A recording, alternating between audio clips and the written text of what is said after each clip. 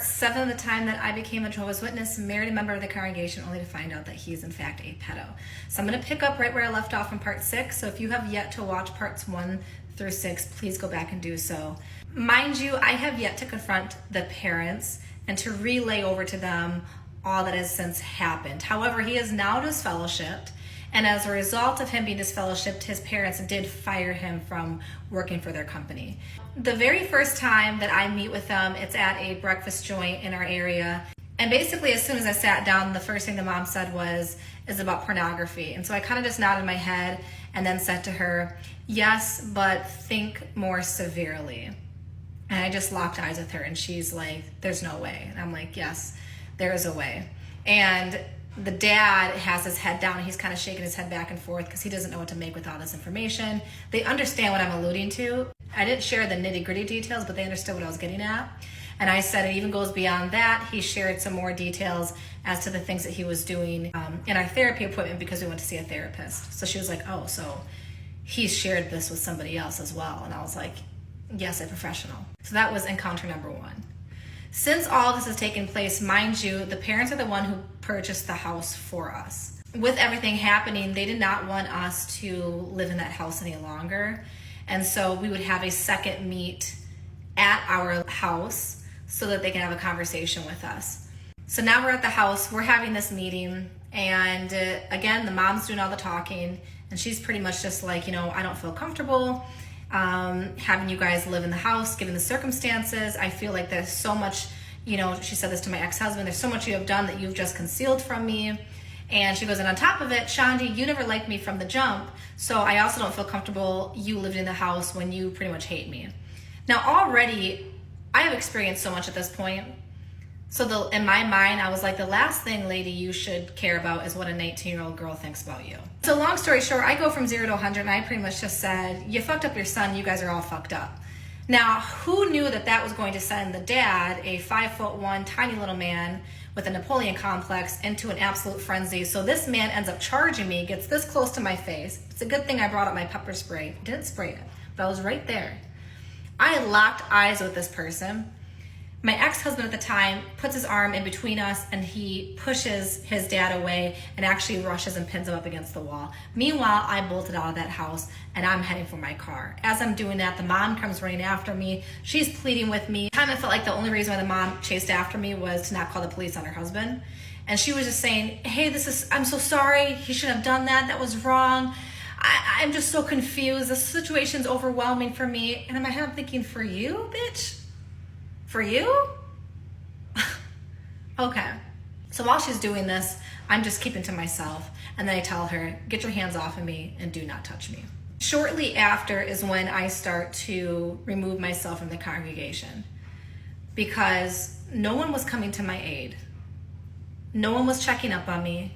No one was asking how I was doing. No one cared. So I just started exposing the hell out of him and just sharing with everybody what was happening. I did not keep it under wraps. If someone mentioned the disfellowshipping to me, I just said exactly why this person was disfellowshipped.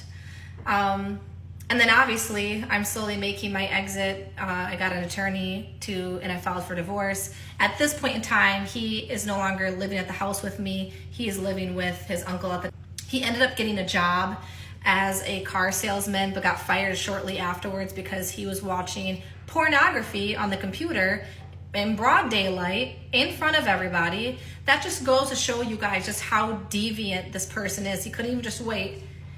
Once that thought came into his head, he had to see it through. And it wasn't that kind of pornography that he was viewing, but nonetheless, it just goes to show that he can't control his impulses at all.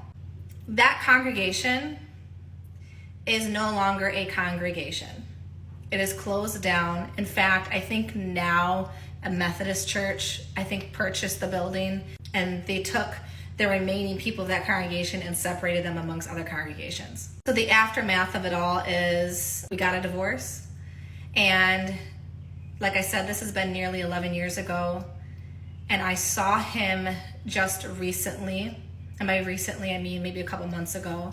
I was on a nature walk with my now husband, and I'm in my own world just talking, and my husband gestures to me and he goes, oh, Shandi, let's move off to the side. There's a runner coming up from behind us. I didn't see, I'm walking in this direction, so I have no idea who's behind me. I just know I got to get out of the way.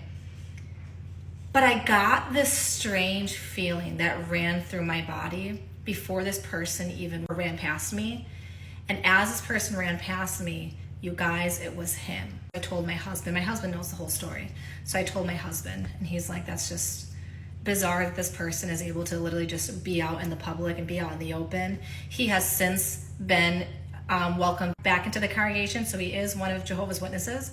He is active, as far as I'm aware. That's where everything lies. It's taken me years to heal. It's taken me years to undo the emotional turmoil that I had went through. The things that I had believed in, it took me a while to adopt a new perspective. I have that new perspective. I no longer have any emotional afflictions when I talk about this, but this person is still out there. And I'll say this. I try to keep things to a minimum because I also don't know if I'm under any type of, legal things as to what I can and cannot share. I don't know. I guess I didn't do my research before I started this TikTok series, so we'll find out. But here's what I will say. This person's family owns a franchise company. They own 2 franchise companies. It's a mattress franchise company. So all my little investigators out there, you know what to do. And this franchise company is owned by the Marcus Investments. And obviously they have nothing to do with it. But just be aware. And be safe out there, you guys.